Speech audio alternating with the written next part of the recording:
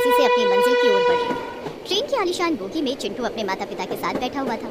Chintu train की खिड़की से बाहर देख रहा था। उसकी माँ ने कहा, चिंटू बेटा ऐसे बैठ बैठ के समय बर्बाद मत कर, पढ़ ले थोड़ा सा। अभी नहीं माँ, अभी तो हम छुट्टी पे जा रहे हैं। छुट्टी पे जा रहे हैं तो क्या हुआ, पढ़ाई जरूरी है, ये ले किताबें और पढ़ ले।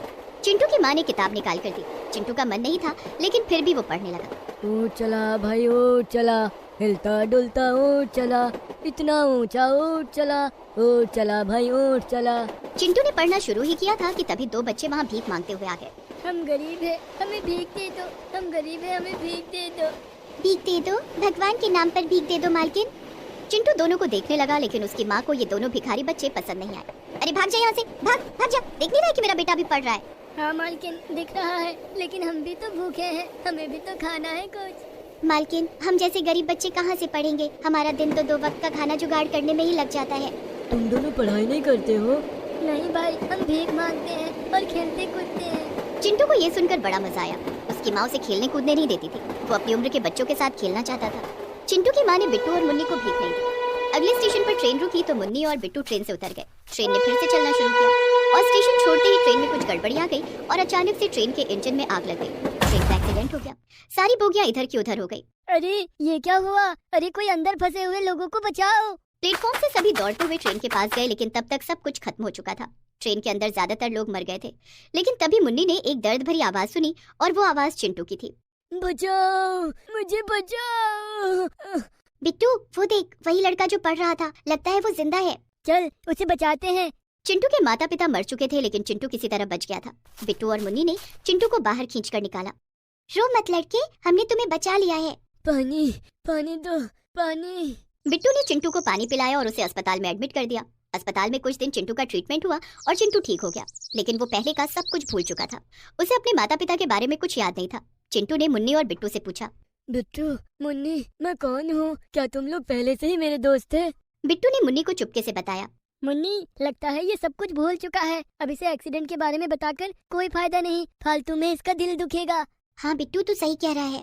मुन्नी ने चिंटू को बोला, हाँ चिंटू हम सब पहले से ही दोस्त थे। मैं क्या करता था? तुम हमारे साथ पहले से ही भीख मांगते थे और खेल कूद करते थे। अच्छा तो ये बात है, लेकिन मुझे बहुत भूख लगी है। हाँ तो चलो ना, भीख मांगकर पैसे इकट्ठे करते हैं और फिर खाना खाते हैं।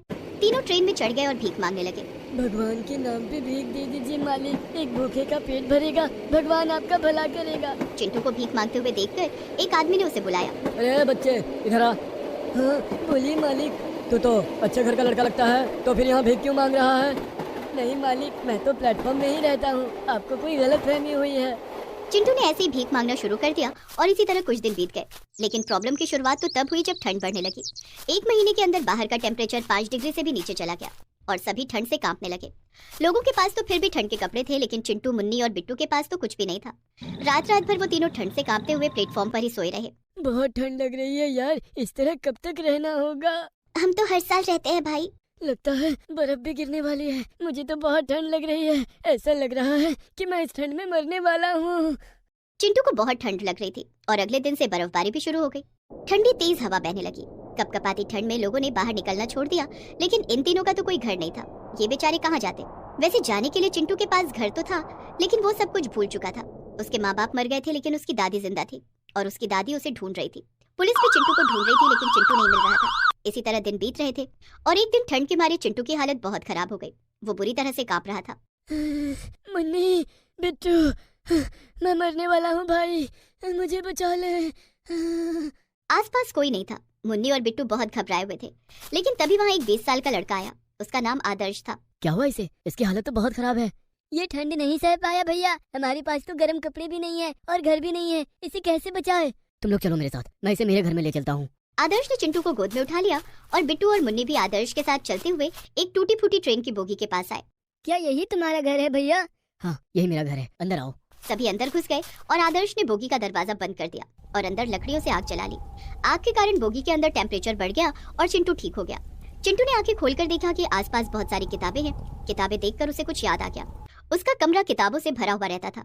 उसने धीमी आवाज में कहा, किताबें? कितनी सारी किताबें? हाँ दोस्त, मैं पढ़ता हूँ। मैं भी गरीब हूँ, मेरे पास भी घर नहीं था लेकिन मैंने इस बोगी को घर बना लिया और इसी के अंदर रहने लगा। गरीबी से बाहर निकलने का एकमात्र रास्ता है पढ़ाई, इसीलिए मैं पढ़ रहा हूँ।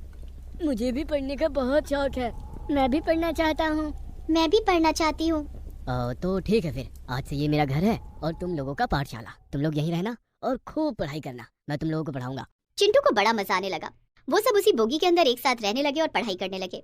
बिट्टू और मुन्नी को जिंदगी में पहली बार पढ़ाई करने का मौका मिल रहा था। उन लोगों को बहुत मजा आ रहा था।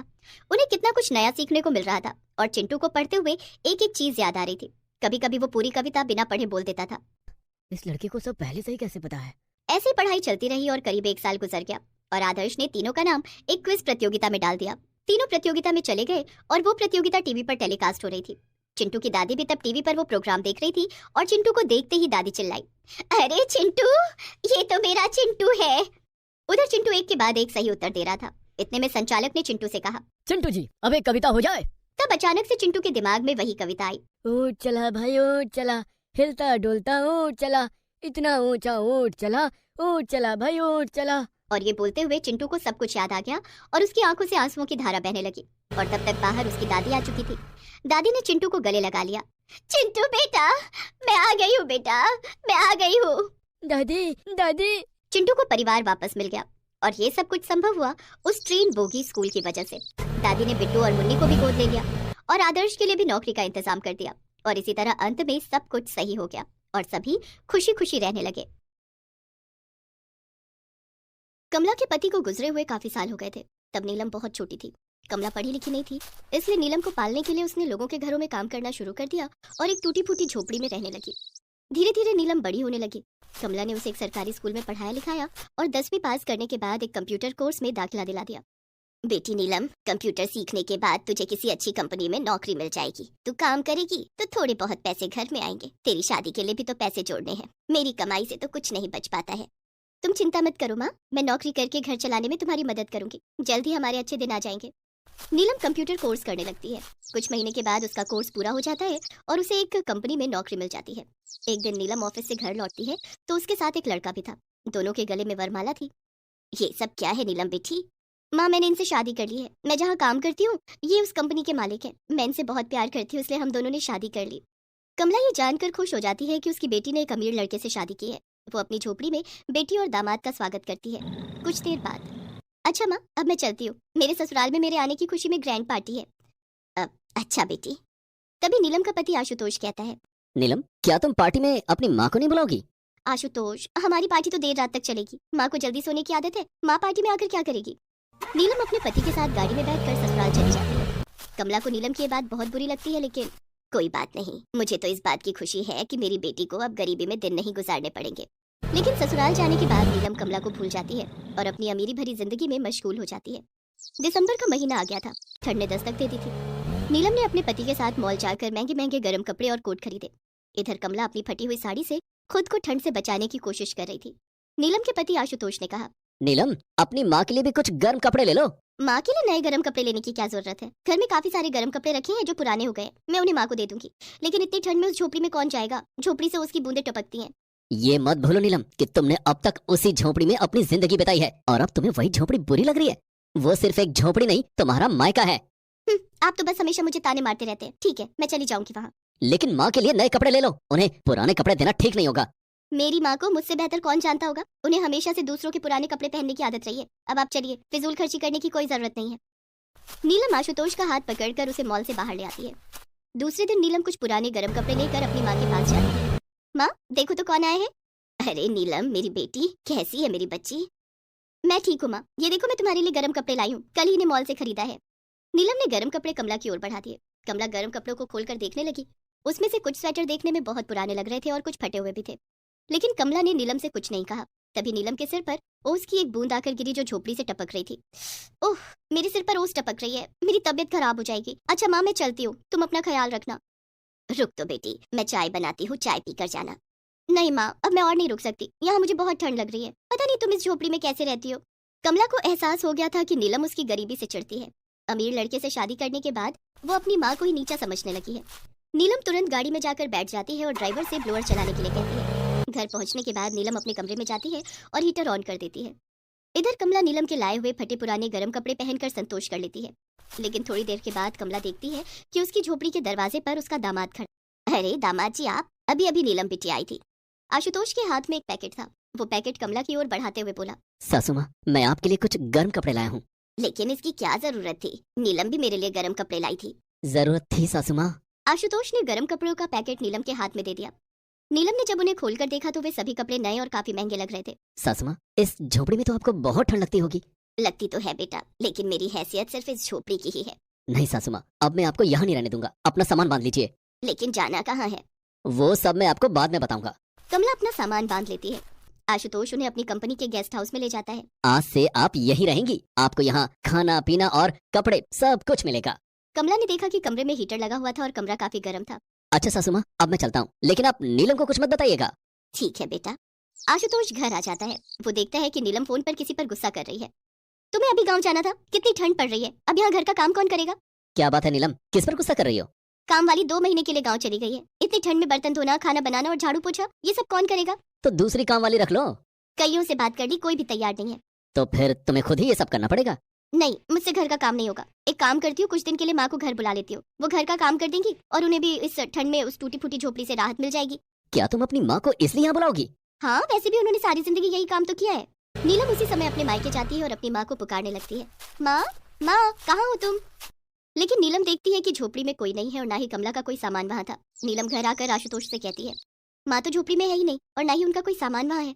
कहीं तुम्हारी माँ घर छोड़कर कहीं चली तो नहीं गई? माँ का इस दुनिया में मेरे अलावा और कोई नहीं है। माँ कहाँ जा सकती है? तभी नीलम के घर पर एक काम वाली आती है। दीदी, आपको काम वाली की जरूरत थी ना? हाँ हाँ, तुम्हें क्या क्या आता है? मुझे खाना बनाना, बर्तन धोना, झाड़ू पोछा करना सब आता है। ठीक है, तो कल से काम पर आ जाना। नहीं, कल से क्यों, अभी से काम पर लग जाओ। सबसे पहले मेरे लिए अदरक वाली चाय बना कर लाओ। नीलम, तुमने माँ के बारे में क्या सोचा? माँ को ढूंढने चले, पता नहीं वो इस ठंड में कहाँ और किस हाल में होंगी। अब माँ को ढूंढने की क्या जरूरत है, मुझे काम वाली तो मिल ही गई है। आशुतोष ने देखा कि नीलम को अपनी माँ की जरा भी फिक्र नहीं थी। इधर कमला मजे में अपने दामाद के गेस्ट हाउस में रह रही थी, लेकिन नीलम को इस बारे में कुछ नहीं पता था। धीरे धीरे दिसंबर का महीना खत्म हो गया और जनवरी का महीना आ गया। नीलम, ठंड काफी ज्यादा बढ़ गई है, क्यों ना हम माँ को एक हीटर दे दें? माँ तो हमेशा लकड़ियाँ जलाकर आग तापा करती थी, उन्हें हीटर की क्या जरूरत? ठीक है, तो चलो एक बार माँ के पास चलते हैं, हम भी लकड़ियों की आग का मजा ले लेंगे। हमारे घर में हीटर है, पूरा घर गर्म हो रहा है, फिर तुम्हें उस टूटी फूटी झोपड़ी में क्यों जाना है? लेकिन अब तुम्हें वहीं रहना पड़ेगा। वहाँ रहना पड़ेगा? लेकिन तुम ऐसा क्यों कह रहे हो? क्योंकि मैंने ये घर बेच दिया है और मैं विदेश जा रहा हूँ। मैं वहाँ जाकर तुम्हें बुला लूंगा, लेकिन तब तक तुम्हें अपनी माँ के पास रहना होगा। घर बेच दिया? मेरे बारे में एक बार भी नहीं सोचा कि मैं कैसे रहूंगी? मैं तुम्हारे बारे में क्यों सोचूं? क्योंकि मैं तुम्हारी पत्नी हूँ। जब तुम बेटी होकर अपनी माँ के बारे में नहीं सोच सकती हो, तो मैं तुम्हारे बारे में क्यों सोचूं? आशुतोष के ऐसा कहने पर नीलम को अपनी गलती का एहसास हो जाता है। वो उसी समय अपनी माँ के घर जाती है, लेकिन कमला उसे वहाँ नहीं मिलती है। नीलम परेशान होकर कमला को ढूंढने निकल जाती है। रास्ते में उसे आशुतोष मिलता है और उसे गेस्ट हाउस लेकर जाता है। नीलम वहाँ कमला को देखकर बहुत खुश होती है और उससे माफी मांगती है। उसे अपने साथ घर ले आती है।